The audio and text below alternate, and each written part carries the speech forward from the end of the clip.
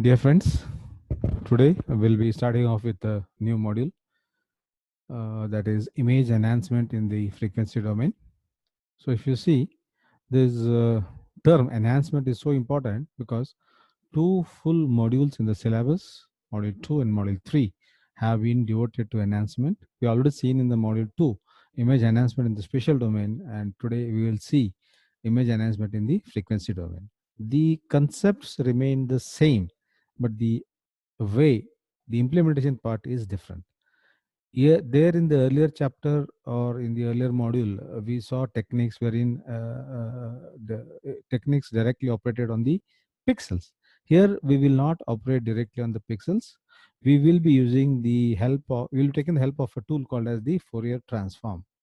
So given an image, we will take the Fourier transform of that image, do whatever calculations you want in that,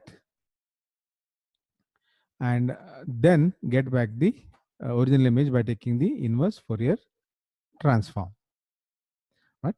So let us see what's there in this chapter. Image enhancement in the frequency domain. Enhance means what? To make greater in value, desirability, or even attractiveness. And frequency is the number of times a periodic signal repeats the same sequence of values during a unit variation of the independent variable, right? So before actually we start, let us try to have some overview of what this Fourier transform is, how it started, who proposed it, how difficult it was for people to accept it, and so on. So although significant effort was devoted in the previous chapter to special techniques for image enhancement, a thorough understanding of this area is impossible without having at least a working knowledge of how the Fourier transform and the frequency domain is used for image processing. So to have an understanding of these topics, you need not have to be a signal processing expert. The key here is we focus on the fundamentals and how relevant are they to image processing, right? So we are mostly interested in, or we what would is we emphasize the connection between the image characteristics here, the connection between the image characteristics and the mathematical tools that are used to represent them. So the chapter is concerned primarily with helping the reader develop a basic understanding of the Fourier transform and the frequency domain. So initially we'll have a brief outline of the origins of the Fourier transform. You should always know a little bit of history, how it started all, and who was involved and how it evolved and so on, right? So origins of the Fourier transform, and then introduction to Fourier transform, then the frequency domain, and the tools that are useful for image enhancement. So the techniques that we are going to see over here, smoothing, sharpening, all parallel the spatial domain techniques, except that filtering is done in the frequency domain. Now, this Fourier transform was proposed by a French mathematician called as Jean-Baptiste Joseph Fourier way back in 1768, and he was born in a town called as Auxerre, which was midway between Paris and Jean. And the contribution for which he is most remembered was outlined in a memoir in 1807, and it was published in 1822 in a book, and the name of the book was La Théorie Analytique de la Chaleur, that is the analytic theory of heat. This book was translated into English 55 years later by a person called as Freeman. So what is his contribution? What he says is that Fourier's contribution in this particular field states that any function that periodically repeats itself, please try to understand, any function that periodically repeats itself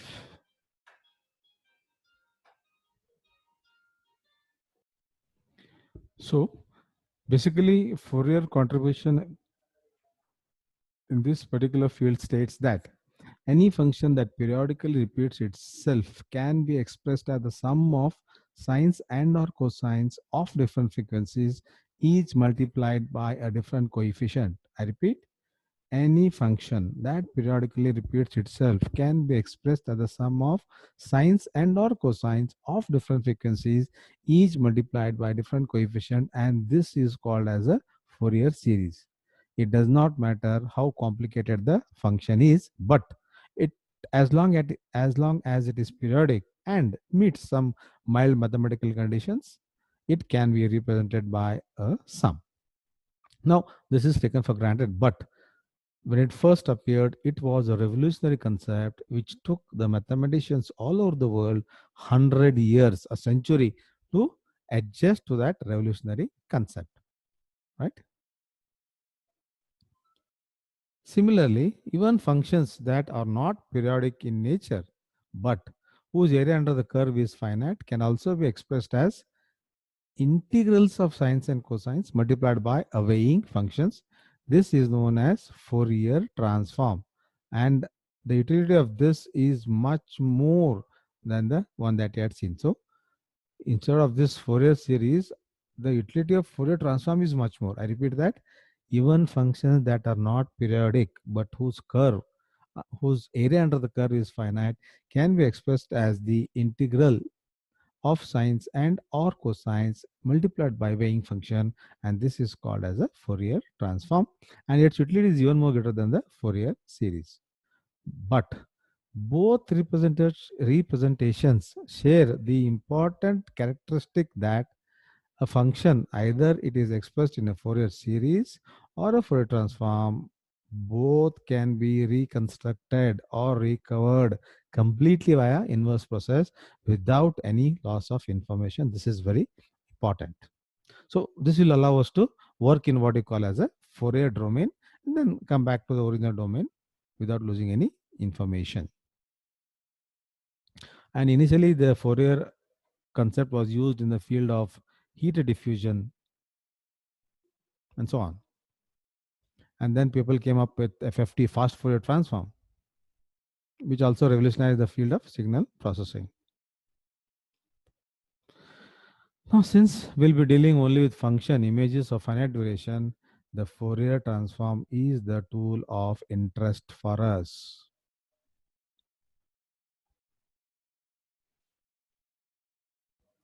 Now see this figure. There are 4 signals at the top.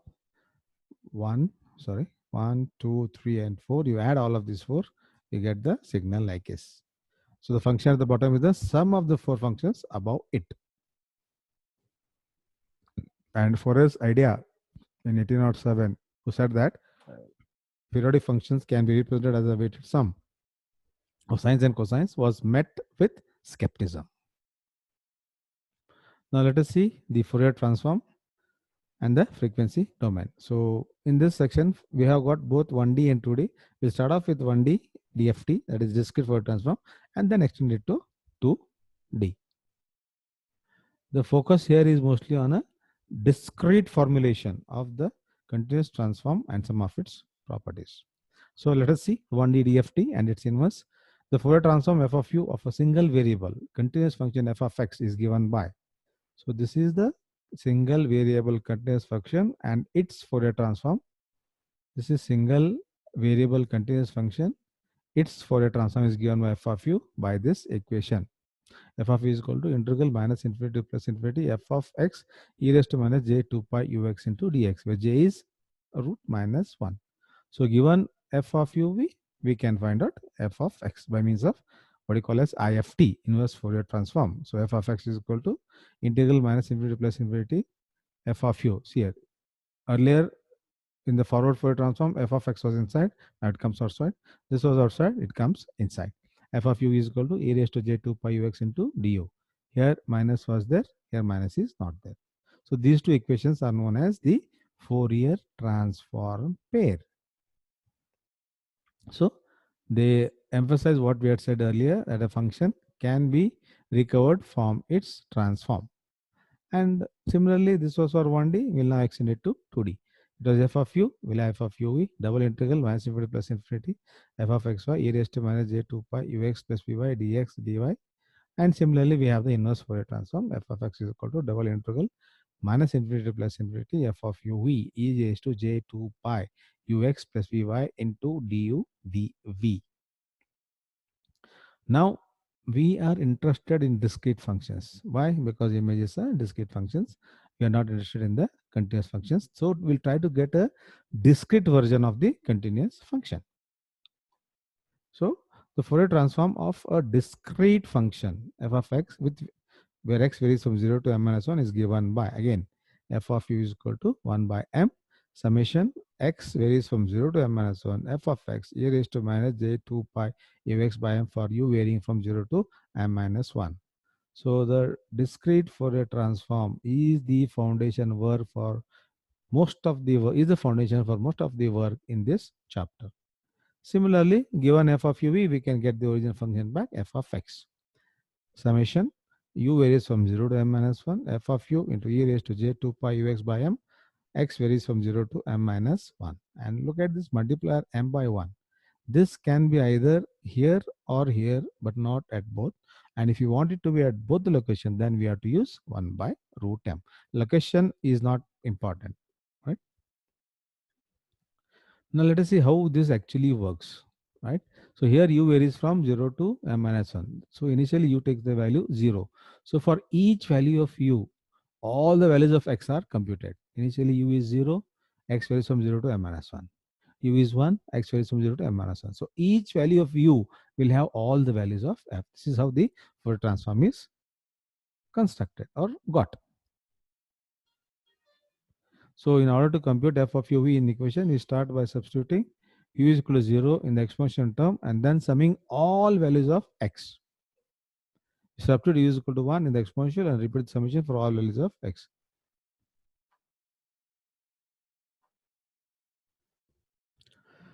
So if you want to compute f of uv, then we have to start by substituting u is equal to 0 in the exponential term and then sum all the values of x. And this is again repeated. So we totally have approximately m squared summations and multiplications to compute the DFT. So it is very computationally intensive task.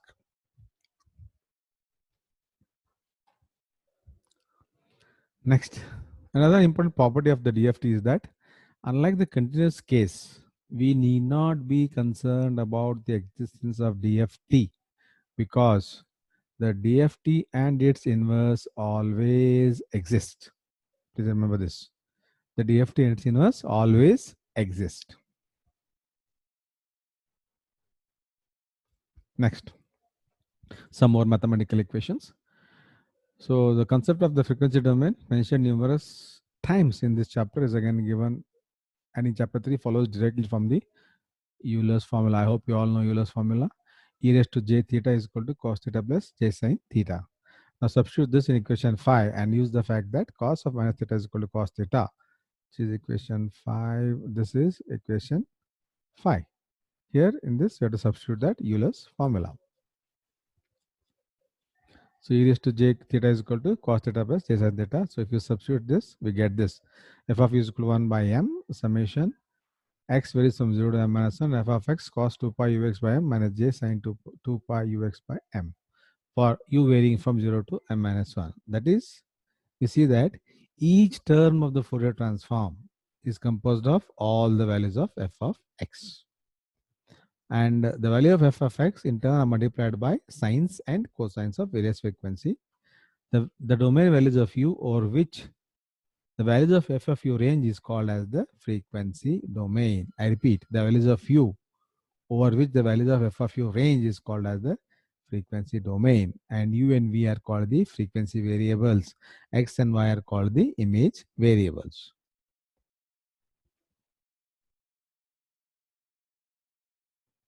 Now, he tries to compare this. He gives an analogy. The author tries to give an analogy. He compares the Fourier transform to a glass prism. What is a glass prism? It separates light into its different components. White light, when it falls on a prism, it gets separated depending upon the frequency content. Similarly, we'll see what the Fourier transform does. So a prism is a physical device that separates light into various components. How? Depending on its wavelength or frequency content.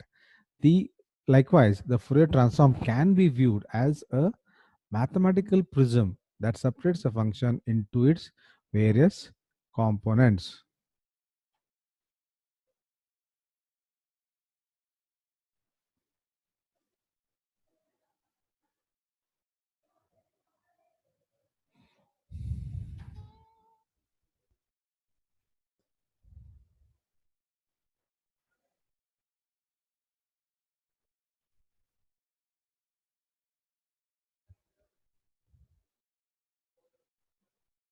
Okay, so an if analogy is to compare the Fourier transform to a glass prism. The prism is a physical device that separates lights into its various components, each depending on its wavelength. Likewise, the Fourier transform can be viewed as a mathematical prism that separates a function into its various components based on the frequency content. So when you consider light, we talk about its spectral or frequency content. Similarly, when you talk about Fourier transform, we talk about its frequency content. This is a powerful tool at the heart of the linear filtering.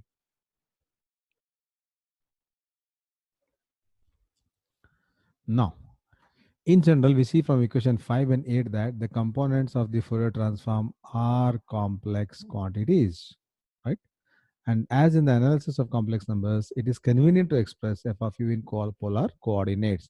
F of u is equal to the magnitude of f of u e raised to minus j phi of u, where f of u, this is called as the magnitude or spectrum, is equal to r squared u plus I squared u, where r squared u is the real part and this is the imaginary part. Phi of u is equal to tan inverse of I of u by r of u, and this phi of u is called as the phase angle or the phase spectrum.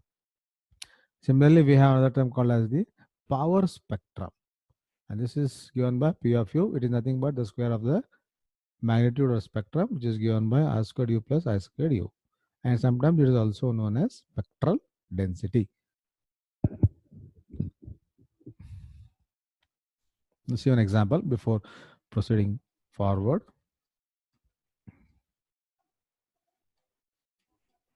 You can see here, this is the discrete functions with k points, and this is its Fourier transform.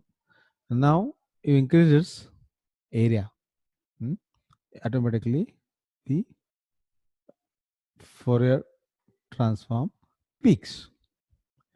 Here we have twice the number and we have twice the peak. Here it is ak by m, it is 2ak. Right? The important feature to note over here is that height of the spectrum doubled as the area under the curve doubled. Area under the curve doubled, the height of the spectrum doubled.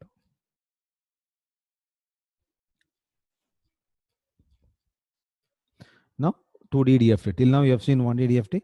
We'll simply extend that 1D DFT to 2D DFT. The 2D DFT and its inverse, extension of the 1D DFT and its inverse to 2D DFT is very straightforward, right? So the DFT of a function image f of xy of size m(n) is given by f of u is equal to 1 by mn summation x varies from 0 to n minus 1, y varies from 0 to n minus 1, f of xy e raised to minus j 2 pi ux by m plus vy by n. As in the case of 1D, the expression must be computed for values of u ranging from 0 to n minus 1 and v varying from 0 to n minus 1. Similarly, we can obtain back f of u. Similarly, given f of u, we can obtain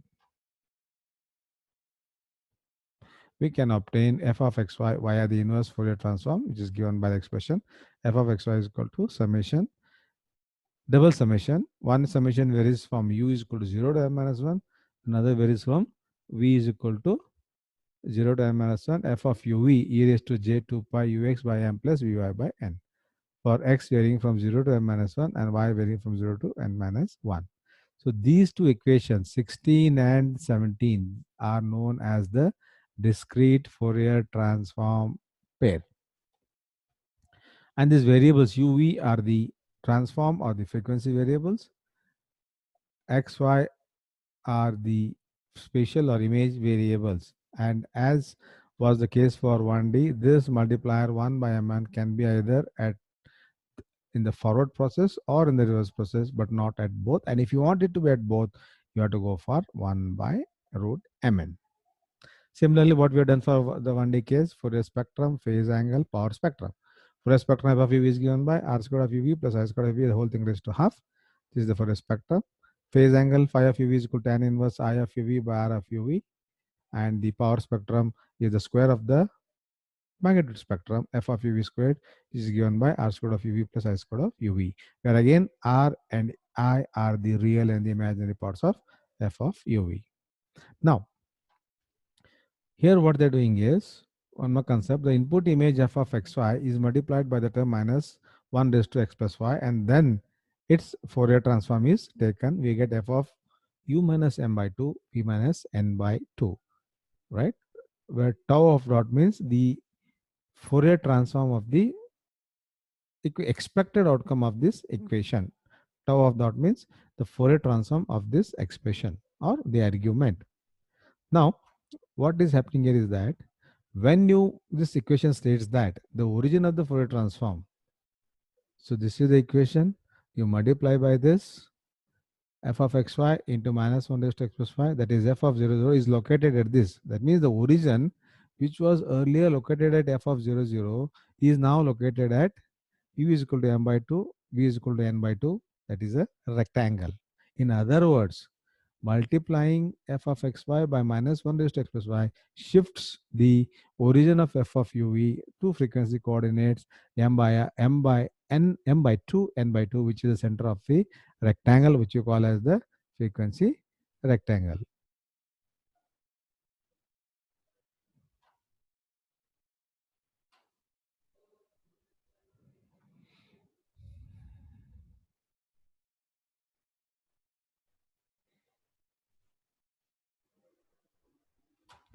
So we have something called as the frequency rectangle, and the origin now shifts to the center from u is equal to f is equal to 0, 0 to u is equal to m by 2 and n by 2. The application of this will be seeing immediately. Similarly, now if you substitute u is equal to 0 and v is equal to 0 in equation 16, see this equation, you substitute u is equal to 0, v is equal to 0, and then we'll see what we get. We get the equation here. Substituting u is equal to 0, v is equal to 0, we get this equation. This is nothing but it is the average of f of xy. That means, in other words, if f of xy is an image, the value of the Fourier transform at the origin, if f of xy is an image, the value of the Fourier transform at the origin is equal to the average gray level of the image. And since both frequencies are 0 at the origin, f of 0, 0 is sometimes called as the DC component of the spectrum. And this DC component comes from the electrical engineering term where DC means 0, no frequency. Right? Similarly, Fourier transform is conjugate symmetric. F of u is equal to f star of minus u minus v. And the star indicates the standard conjugate operation like complex number. And f of u is equal to f of minus u minus v, which says that the spectrum of the Fourier transform is symmetric in nature.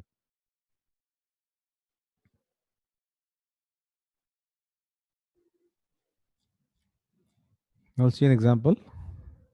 Figure 4.3a shows a white rectangle of size 2040 superimposed on the background of size 512. This is a small rectangle of size 2040 superimposed on a dark background, black background of size 512 by 512. And this image was multiplied by minus 1 raised to x plus y prior to the computing of the Fourier transform to center the spectrum. Always remember, we are multiplying the input image f of xy by minus 1 raised to x plus y just to center the transform or spectrum. So you can see here, this is the original image. Now, to this image, you first multiply it by minus 1 raised to x plus y, and then use the log transformation which we had seen in the earlier chapter. Once you use that, this is what we get.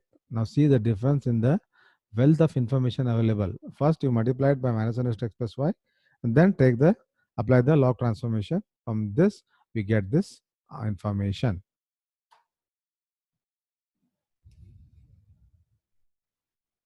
and in the log transformation we use C is equal to 0.5.